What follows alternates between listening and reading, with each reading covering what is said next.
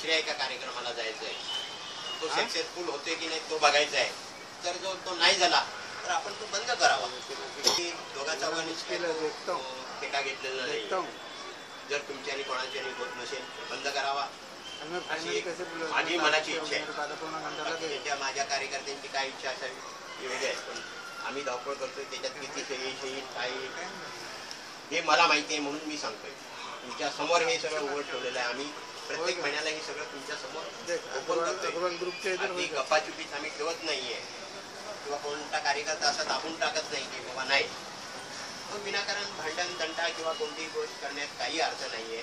प्रत्येकाने आपापलं काम करायचं आहे. ही संस्था चालवायची आहे. ही संस्था तुमची आहे, तुम्ही चालवताय. तुमच्यामुळे आम्ही इथे आहोत, आम्ही कार्यकर्ते आहोत, आम्ही धावपळ करतोय. पण तुम्ही त्यांचे पाय ओढण्याचं काम करू नका. पाय ओढण्याचं काम केल्यानंतर आमच्या अध्यक्ष साहेबांचं 2 ते 3 दिवस त्यांना झोप नाही राहत. ये लोग ऐसा बात करतायत तो कैसा हो जाएगा. पण त्यांना एक मानसिक टेन्शन आलेलं आहे. असं कुणाला तरी टेन्शन देऊ नका. या वयात जर त्यांना टेन्शन आलं तर ते म्हणतील जाना दो ना, छोड दो, क्या करणे काय आपलं.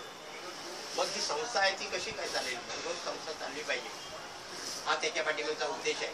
कोणाचं चुकत असेल, माझं चुकत असेल, दुपारी साहेबांचं चुकत असेल, आणखी कोणाचं चुकत असेल, ती चुकी तुम्ही सांभाळून घ्या. विनाकारण त्याचा ओहो करू नका, कोणाला वाईट बोलू नका, कोणाला वाईट इच्छू नका. हाच त्याच्या पाठीमागचा उद्देश आहे. मी तुम्हाला एक विनंती करतो की या आमच्या गुप्ताजींच्या आणि आमच्या रेणुबाईच्या सत्कारानिमित्त कोणाला बोलायचं असेल त्यांनी बोलू शकतो.